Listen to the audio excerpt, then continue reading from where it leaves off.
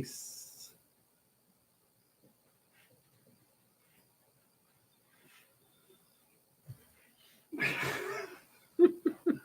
then we're going to go live on the video. Well, good afternoon, everybody. Evening. I don't know what it is. It's April 14th. It's a Tuesday. And of course, you're home with Bremer and Jones. Of course, I'm Jones. That over there is Bremer. Fantastic.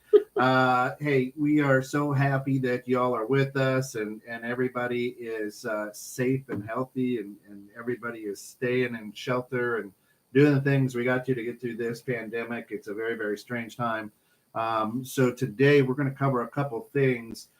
Today we're going to be covering, we've got Alice Peaky on the phone, a great Keller Williams realtor. And we're going to talk to her about what she's doing for her community and how she's doing it. And then the second half of the show, we're going to talk about some mental health tips because it's about now that everybody's going crazy, cuckoo. Absolutely. Right? Absolutely. I am definitely one of those people. Well, I started off that way. That's probably. It.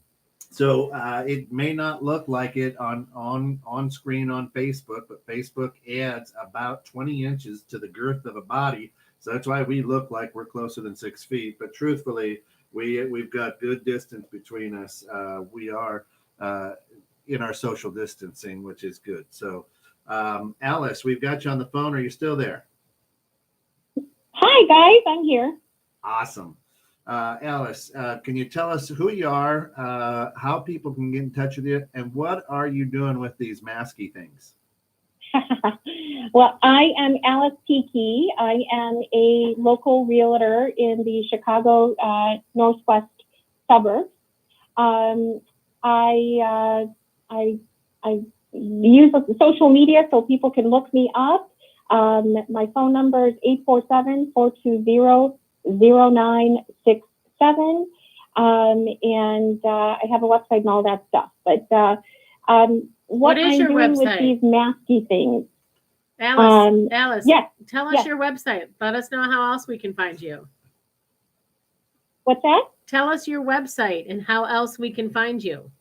Okay, so my website is Alice Peaky, ALICETICCHI at kwrealty.com. Sorry, my dog is barking. All right. Hallelujah to working from home. That's right. That's right. Remotely, which is beautiful. So tell us about the masks, what you're doing, and why you're doing it.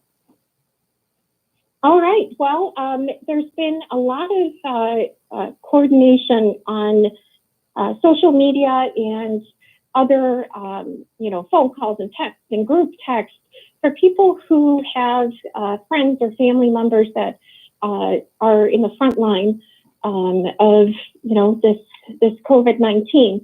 So whether it's somebody who, is in the medical field or is a first responder, there's been a lot of exposure to folks and trying to, hiding in my garage, so you're going to have to hear my dog barking. So me trying to help any way that I can with coordinating some of this. And, we all have contacts with social media. We all have friends and family who are talented enough to sew. So how can little old me, try to help in some way? I can pull out my sewing machine, or I can use my contacts to try to put some people together.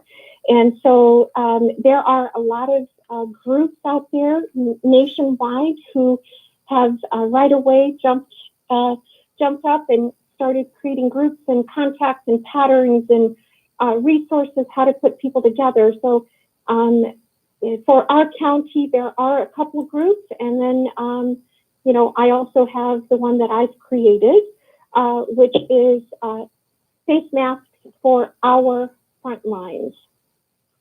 And I have connections there that make masks that are maybe not talented enough or don't have a sewing machine, so they are able to provide fabric and elastic. And then we have people who who know people with 3D printers that are making some plastic That's amazing. mask holders, because a lot of the ears have been sore from all these face masks. And people don't realize that when you're on the front line, so if you're a medical worker or in our medical setting, those masks are there for your entire shift.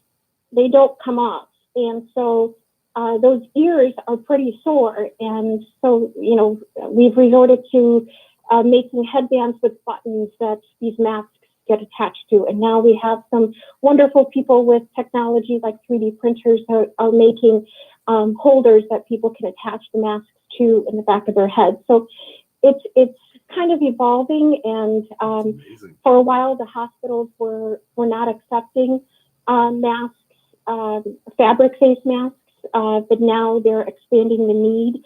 And so our healthcare workers are able to take those masks and distribute them to other staff. And it's not just the nurses and doctors. When you think about it, you've got the lab techs, you've got the secretaries who are, the initial first contact, anybody who has any contact with, in the dental field. I mean, it's expanding.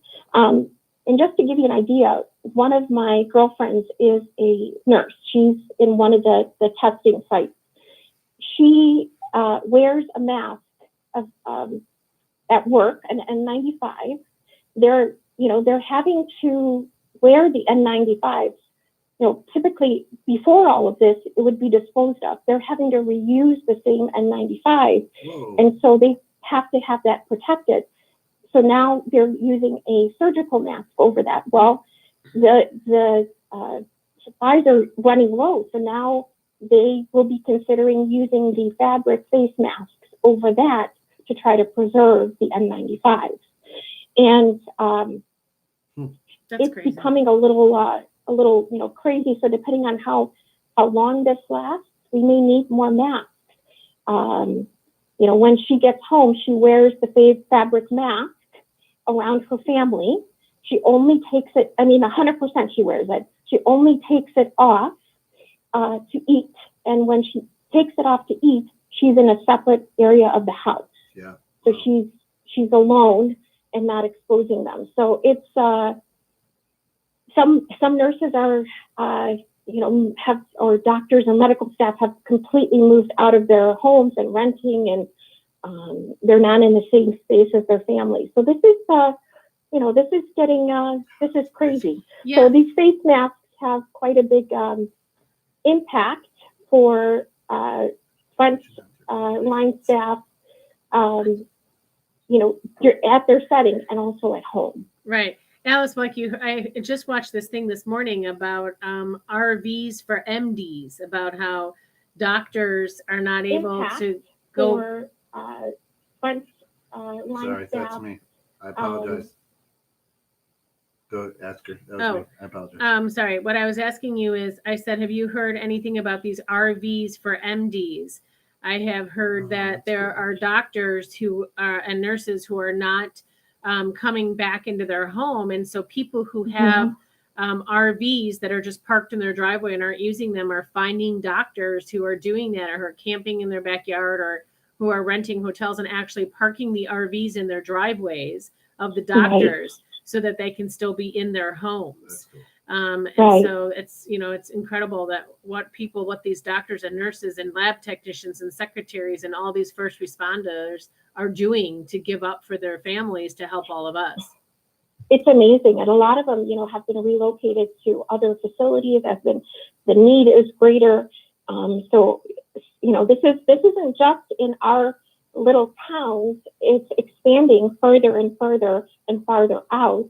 So these little masks that we're making are able to help, the surrounding areas and counties. But the impact is, it's displacing a lot of members, and they don't talk about it. They don't say when they need more. We just have to check in with them and make sure that they're okay. And how can people help you get masks, make masks? What are the requirements for them? And how do we get them to you? So I think the first thing that people can do is check in on any frontline workers. If you know of someone, if you have a neighbor, if you have a friend that has a family member or friend or neighbor that works on the front line, is check in with them and see, first of all, how are they doing? Do they need anything? Maybe it's more than a mask. Maybe they just need groceries or, simple supplies. But if they do need face masks or, anything to do that holds the thing in place on your head, is reach out to either me through our group or to any of the other groups that have been started on Facebook and see if we can get them the supplies. Now, if we can coordinate somebody in their area that has masks, we can have somebody pick them up from that person and then deliver them to one of the drop-off sites at any of the facilities. Otherwise, we've been coordinating with nurses and able to get them the supplies so that way they can distribute them to the hospital and to their clinics and so forth. Right now, the need has been for elastic. Nobody seems to have a 1/4 inch or 1/8 inch elastic, which is what is used for these masks. And I believe it's about 14 inches that is needed per mask. So everybody's out of stock, and we're all waiting for the order. So a lot of these ladies and gentlemen who have been making these masks have them ready. They just don't have the elastic, and that seems to be the quickest way to put a mask on and take off. So we've resorted to other things, to tying and to using other material, but it seems to be the elastic is the way to go. That's incredible. That's great. So, and thread, also black and white thread, all purpose, that fits in spools that would go on a sewing machine. Black and white all purpose thread seems to be the thing, but priority is elastic. There we go. Now, as a realtor in Northern Illinois, why are you so passionate about this? I think most realtors, and John can also agree with me. I think we love what we do. We're passionate about, putting people, connecting people, and caring about our communities. And when there's a need, you see whatever you can do. You rise up and see if there's anything that you can do, big or small. It just takes one person, right? So I think anything that we can do to help our communities is super important. Alice, I'm having some people ask me about your Facebook group that you started. How can they find it?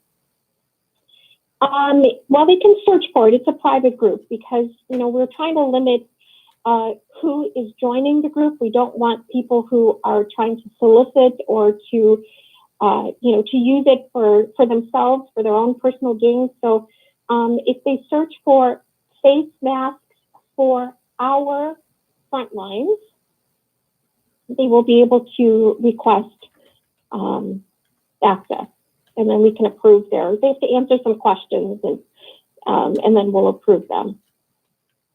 Fantastic.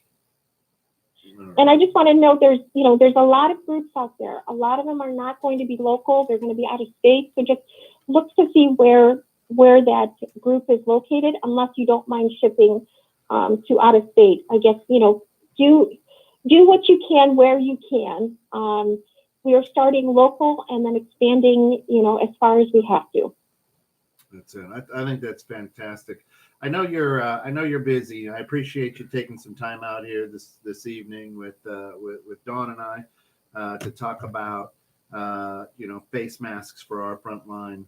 And once this stay in shelter is lifted, we'll have you in studio so people can put a face to the voice. Absolutely. And I'm proud to know you and be a colleague of yours, Alice. Thank you for all you do in the community. Oh, thank you guys. And you guys are top-notch people, and I'm so excited that I was able to be here with you today. Thank you so much. You're welcome. I've got her name tattooed on my finger. So. You did. So that's how we met. That's right. All right. We'll let you go. Thanks so much, Alice. Thanks, Alice. Have a good night. All right. Thanks, guys. Good night.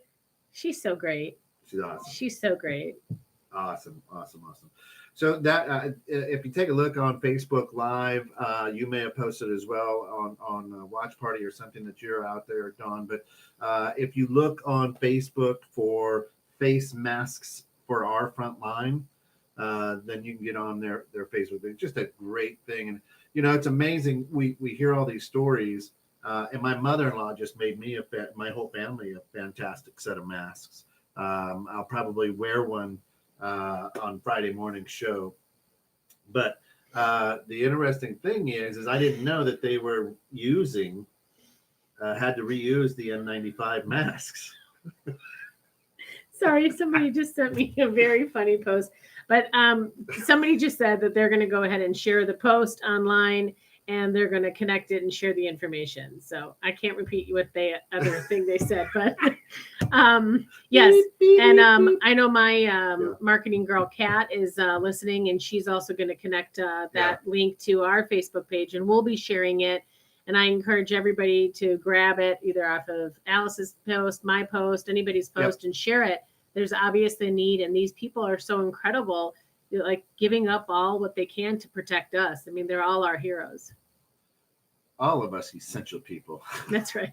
Our heroes. We're out there every day, which is absolutely fantastic. And if you have questions, feel free to put on here and in the comments or reach out to us. You can reach me at kent@216thenet.com. Dawn, they can reach you at BremerTeam18 at gmail.com, bremerteam.com, or 847-456-6334. That's awesome. So the idea that we want to do with your home with Bremer and Jones is really bring to you just great information about the neighborhood, about what's happening in your home. That's why your home with Bremer and Jones. So now you have a great friend. I do. I'm very honored to say that I'm friends with a gentleman by the name of Tyler Lukey. And Tyler Lukey is a author. He is a spiritual leader. He is an incredible human being. And he has a blog called postfromthepath.com, where he posts his struggles of practicing mindful principles in all of his affairs. He also does some coaching, and he is my business, and I call him a business life spiritual coach. And one of the things that he sent me, what we talked about is, whether it's not us affected personally by what's going on in the economy or being the stay-at-home, but there are people who are having mental issues with it, or who are losing their businesses for it or their way of life for it. And they may be friends and families of yours, and they talk to you. And then what happens to you is you take on their emotion. And, so we're all feeling it, whether it's affecting us personally or just with our relationships with people. And one of the conversations we had together last week is I said, I find myself, okay. And then I talk to somebody whose family is sick, or, my mom had it for 23 days. She's good now. She is good. Thank God. Hallelujah. Thank you. So, but how can we help our mental health? And so he sent me this list of tips called Mental Health Wellness Tips for Quarantine. And we talked about, we want to give back in this show and, bring tips and ideas of what's going on. And what a better thing to talk about is the mental health awareness during this. So right now, what I found is, of course, I'm home with two of my daughters and my wife. And now my 23-year-old daughter she's been living downtown, getting her master's, and she's been back now for a week or so, right? And of course, we had, the holiday weekend in there and whatnot. So the interesting thing is my office is downstairs. So I'm down out of the way. Unless they're coming in or out, do I see them during the workday because I'm able to work from home, or I'm here at the studio, or I'm in the bank. So I still kind of can roam because two of my jobs are essential. But I noticed that just their normal, what they would put up with, fuse has shortened. Correct. And they're not acting, I mean, we aren't acting any different than we ever do, but there's no separation anymore. That's right. That's right. And your families may be the very same, to where now it's the little things that you used to live with or ignore that are just driving you crazy. Absolutely. And you literally go from 0 to 60 Like that. for the smallest, most ridiculous things. So true. And I don't know how many of the listeners out there also are doing what's happening in my house. It's like free for all. Last night I had a board meeting, and after the board meeting, I, had with some heightened, energy about what we had talked about. I was on the phone with somebody for several hours discussing what's going on in regards to this board. And at 11:45, I hear screaming and laughing, and my 16-year-old and my 10-year-old were literally in the midst of a full-on Nerf war, ran through the living room and the kitchen screaming. And I was like, at 11:44, and I'm like, what are you doing? It's a school night. And they're both like, you never told us to go to bed. I was like, oh, okay, well. And then my son goes, well, Mom, are you tired? I was like, no. He's like, great, movie night. So at midnight last night, the three of us sat on the couch and we started watching TV. And, you got to take those times and just have a good time. But it made me realize there is no schedule. I have lost full control over my home. Absolutely. And I think we all have. It really is crazy. It is. And then, of course, they're lagging this morning. And I had to get up for another meeting this morning and be the president and run this group at 8 a.m. And I was dragging. Anyway, so of course, it affects everybody. This is uncharted territory. The good news is just put the top on because it's a Zoom meeting. Okay, well, I will tell you if you really want to know the truth. I was still in my pajamas and I just put a shirt on over my pajamas, sat in the meeting. Meeting was over. The shirt came back. I was back in my PJs. It was fantastic. The joy of working remotely. Right? Absolutely. Did you see that news guy who was working remotely, the news media guy, and he had his suit and everything on, and then he thought the camera was off and he had his knee up and it was his bare knee. So we're not even sure if he was wearing any pants. It's hilarious. But anyway, so we talked about, mental health awareness and what we can do. And so my great friend Tyler put this, I don't know if he put it together, but he sent it to me. And I figured we'd just talk about a few of them, the short time we have left. One of them kind of was what we just talked about is, number one is sticking to a routine. Go to sleep and wake up at a reasonable time. Write a schedule that is varied and includes time for work as well as self-care. Yep. I mean, it sounds easy. We do it when we were going to work and leaving our offices, our homes on schedule. Why are we not doing it now? It's weird, right? It is weird. And especially kids need a schedule. I mean, they crave it. They want it. They yearn for it.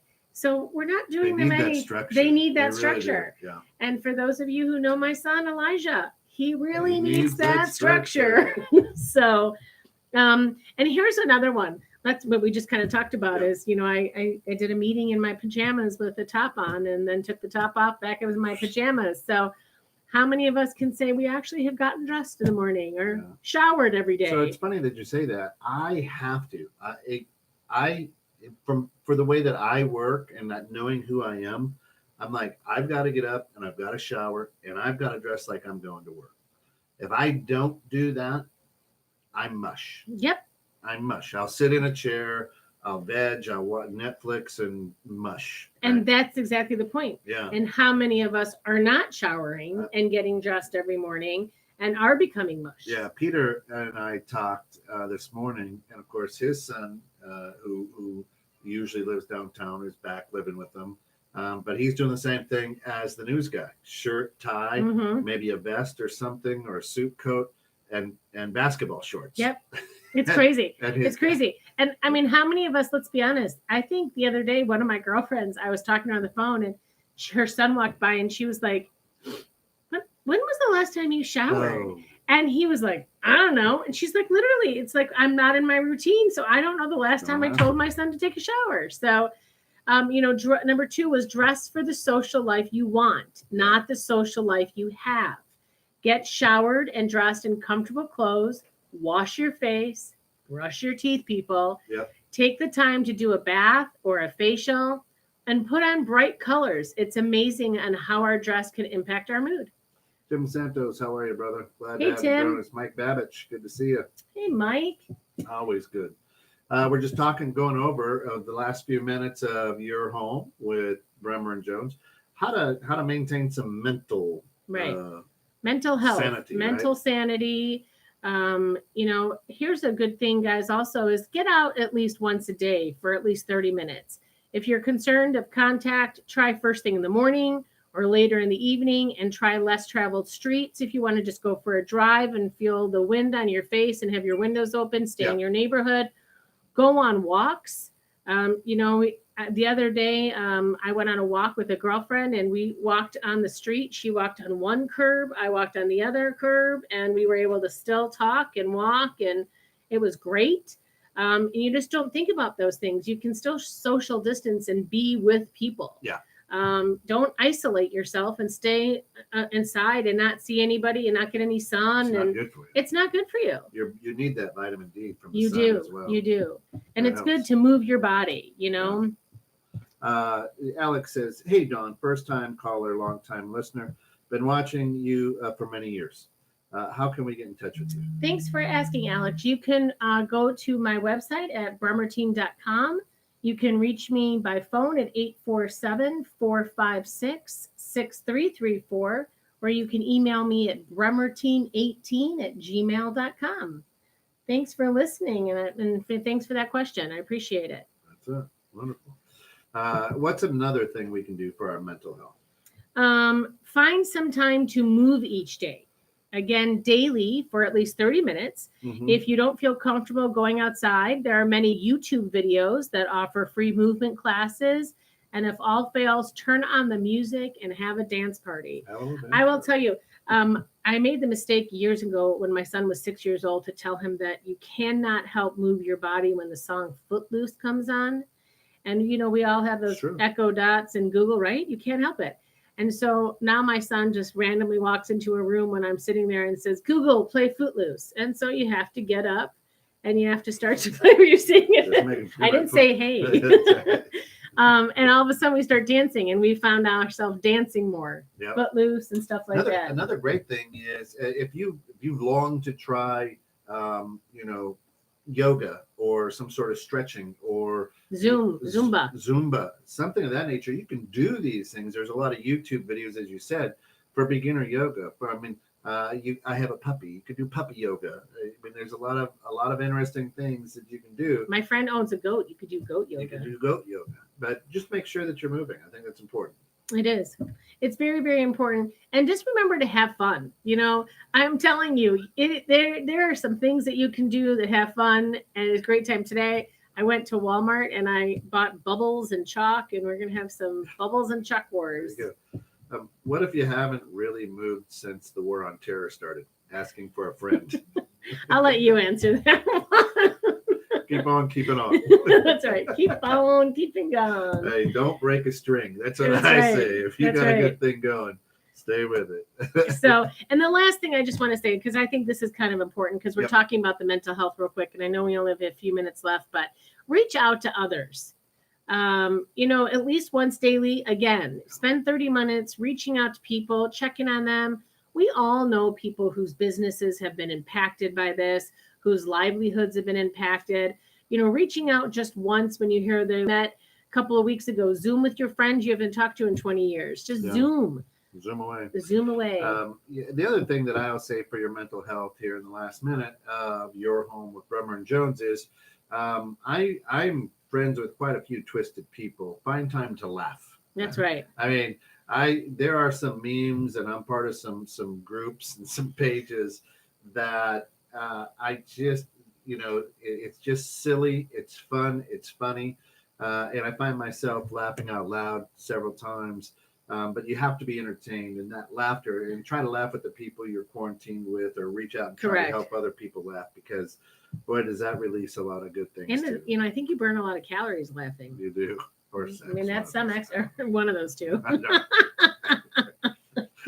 I know. All right, that's going to wrap this this segment up, and this episode of Your Home with Bremer and Jones. Real quick, who are we having on next week? Next week, you want to tune in, because we're having another great guest, and the guest is the McHenry County Assessor, Miss Mary herself, will be here virtually talking to us about what this impact has done and your assessment. And so come up with some questions, you guys. And Absolutely. See what... You want to know how they assess your house, how your taxes get assessed. If you have questions about those type of things, we are going to have the McHenry County Assessor on the show delivering that great information. So, Tim, one last thing. One of my best days started with Dawn reaching out to me and just said, hey, and that was that she was happy I'm next door with coming friends with Sally and I. Oh, Tim, I love you. That is great neighbors. They're next to me in my office. Probably the best way to show that is with a bottle of wine and lunch, but don't worry about it. I mean, how was your burrito, Tim? I'm just saying. He told me he was having a burrito today, and I didn't get invited for a burrito. Yeah, Taco Tuesday, burrito Tuesday. I don't know. But for everybody here at 216 The Net, we're excited. And if you have topics or you want to be part of the show, reach out to me. I'm Kent at 216 The Net. And you just have been home. You're home with Bremer and Jones. Until next time, guys, stay safe, stay inside, and we'll see you next week. See you next week, guys. Thanks for tuning in.